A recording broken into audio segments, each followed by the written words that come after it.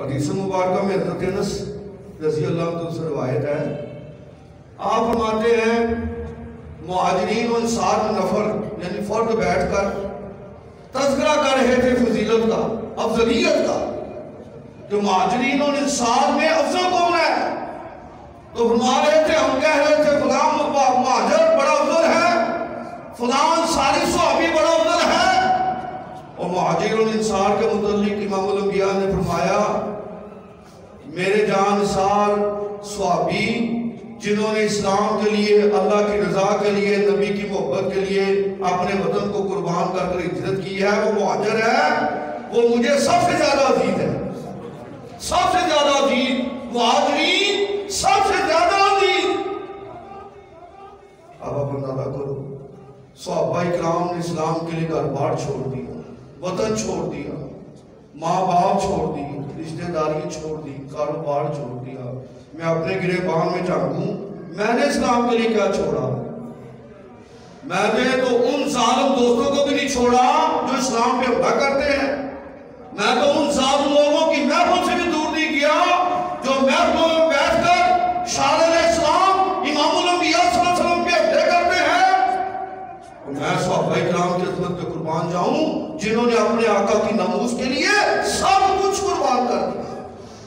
حضور فرماتے ہیں مجھے سب سے زیادہ صحابہ کرام میں عزیز مہاجرین ہیں، اور انصار کے ساتھ محبت کرتے ہوئے ارشاد فرمایا، اس کے بعد میرے انصار صحابہ کرام کا درجہ ہے، اور انصاروں کی عظمت پہ قربان جائے، انصاری صحابہ کرام کی عظمت پہ قربان جائے۔ جب مہاجرین ہجرت کر کے مدینہ رسول میں آئے، اسلام کی تاریخ میں آتا ہے امام الانبیاء نے مہاجر صحابی کو انصاری صحابی کا بھائی بھائی بنا دیا، بھائی بھائی بنا دیا۔ اور یہ نام نہاد بھائی بھائی نہیں جیسے ہم کہتے ہیں فلاں بندہ بھائی بھائی ہے، وہ حضور کی زبان مصطفیٰ سے نکلا، اور پھر انصار کی عظمت پہ قربان جائیں، انہوں نے اپنا حقیقی بھائی بنا دیا۔ اگر دو مکان تھے، ایک مکان اپنے پاس رکھ لیا، ایک اپنے بھائی کو مہاجر کو دے دیا۔ اگر ایک گھر تھا، اس کے کمرہ تھا، دو حصوں میں تقسیم کر دیا، ایک اپنے رہنے کے لیے رکھ دیا، ایک مہاجر صحابی کو بھائی کو دے دیا۔ اس سے بھی عظمت کے قربان جائیں۔ کاروبار میں شراکت، اگر دکان کا سامان بیچ رہے تھے، کاروبار کر رہے تھے، سارا حساب و کتاب کر آدھا مال کا مالک مہاجر کو بنا دیا، آدھے مال کا مالک وہ انصاری صحابی خود موجود ہو۔ اور اس کے بعد بھی عظمت کے قربان جائے، اگر کسی انصاری صحابی کی دو بیویاں تھیں، اس نے ایک زوجہ محترمہ کو طلاق دے کر اس کا نکاح مہاجر صحابی سے کر دیا۔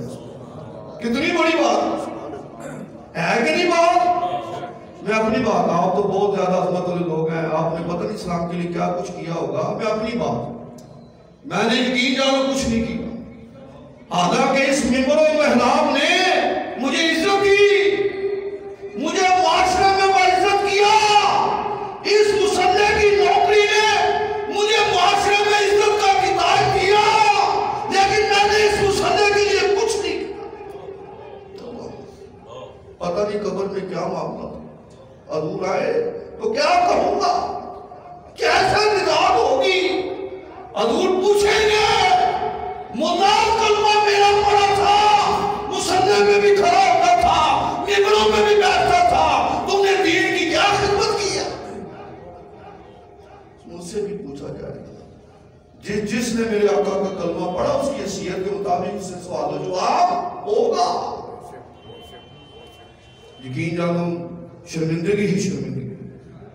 حضرت انس فرماتے ہیں مہاجر انصار کے افضلیت کا تذکرے ہو رہے تھے، فخرجنا علینا رسول اللہ صلی اللہ علیہ وسلم، پھر ہم نے امام الانبیاء کلمہ گواہ ہوئے، حضور تشریف لائے۔ اب آپ اندازہ کرو صحابہ کرام کی کیسی عیدیں تھی، ذکر خدا ہوتا تھا اور مصطفیٰ کی دید ہوتی تھی، خدا کا ذکر مصطفیٰ کی دید، اور صحابی کی وہ عظمت ہے، صحابی کا وہ مقام ہے جس نے ایمان کی حالت کے ساتھ میرے آقا کا زندگی میں ایک لمحے دیدار کیا، اس کا وصال ہو گیا، ساری امت کے غوث کتب ابدال سارے اکٹھے کر لیے جائیں، کسی صحابی کی گردن نہ لائن کے ذرے پہ قربان۔ یہ صحابی کا مقام ہے. اس لیے میں از حد احتیاط کے ساتھ عرض کرتا ہوں، کسی دل کے کسی گوشے میں کسی صحابی رسول